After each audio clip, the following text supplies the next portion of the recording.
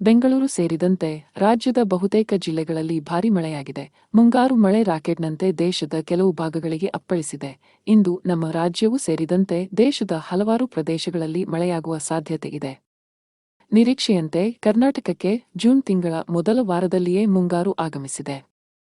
ಕಳೆದ 2-3 ದಿನಗಳಿಂದ ರಾಜ್ಯದ ಬಹುತೇಕ ಭಾಗಗಳಲ್ಲಿ, ವಿಶೇಷವಾಗಿ ಬೆಂಗಳೂರಿನಲ್ಲಿ ಭಾರೀ ಮಳೆಯಾಗುತ್ತಿದೆ. ನಿನ್ನೆ ಬೆಂಗಳೂರಿನಲ್ಲಿ ಅಬ್ಬರದ ಮಳೆಯಿಂದಾಗಿ ರಸ್ತೆಗಳಲ್ಲಿ ನೀರು ಧಾವಿಸಿ ವಾಹನ ಸವಾರರಿಗೆ ತುಂಬಾ ತೊಂದರೆ ಉಂಟಾಯಿತು. ಮುಂದಿನ ವಾರದಲ್ಲೂ ರಾಜ್ಯದಲ್ಲಿ ಮಳೆ ಮುಂದುವರಿಯುವ ಸಾಧ್ಯತೆಯಿದೆ.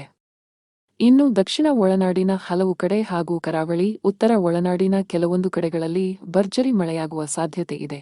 ಬೆಂಗಳೂರಿನಲ್ಲಿ ಇಂದು ಕೂಡ ಭಾರೀ ಮಳೆಯಾಗಲಿದ್ದು, ಅದಲ್ಲದೆ ದಕ್ಷಿಣ ಕನ್ನಡ, ಉಡುಪಿ, ಉತ್ತರ ಕನ್ನಡ, ಬೀದರ್, ಮೈಸೂರು, ರಾಮನಗರ, ಹಾವೇರಿ, ಹಾಸನ, ಕೊಡಗು ಸೇರಿದಂತೆ ರಾಜ್ಯದ ಬಹುತೇಕ ಜಿಲ್ಲೆಗಳಲ್ಲಿ ಧಾರಾಕಾರ ಮಳೆಯಾಗಲಿದೆ. ಜೂನ್ 4 ಬಾಗಲಕೋಟೆ, ಬೆಳಗಾವಿ, ಬೀದರ್, ಧಾರವಾಡ, ಗದಗ, ಹಾವೇರಿ, ಕಲಬುರಗಿ, ಕಿವುಪ್ಪಳ, ರಾಯಚೂರು, ವಿಜಯಪುರ, ಯಾದಗಿರಿ ಜಿಲ್ಲೆಗಳ ಹಲವೆಡೆ ಹಗುರದಿಂದ ಕೂಡಿದ ಸಾಧಾರಣ ಮಳೆ ಅಥವಾ ಗುಡುಗು ಸಹಿತ ಮಳೆಯಾಗುವ ನಿರೀಕ್ಷೆಯಿದೆ.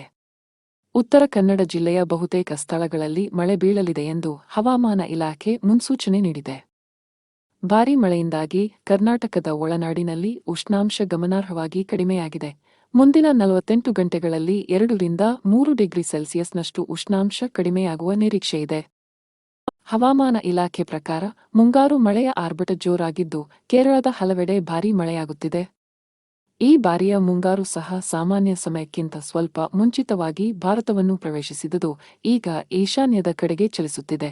ಮುಂದಿನ 24 ಗಂಟೆಗಳಲ್ಲಿ ಅಂಡಮಾನ್ ಮತ್ತು ನಿಕೋಬಾರ್ ದ್ವೀಪಗಳು, ಕರ್ನಾಟಕ, ಆಂಧ್ರಪ್ರದೇಶ, ಸಿಕ್ಕಿಂ, ಉಪ ಹಿಮಾಲಯನ್, ಪಶ್ಚಿಮ ಬಂಗಾಳ, ಅಸ್ಸಾಂ ಮತ್ತು ಮೇಘಾಲಯದಲ್ಲಿ ಕೆಲವು ಸ್ಥಳಗಳಲ್ಲಿ ಭಾರೀ ಮಳೆಯಾಗುವ ಸಾಧ್ಯತೆಯಿದೆ.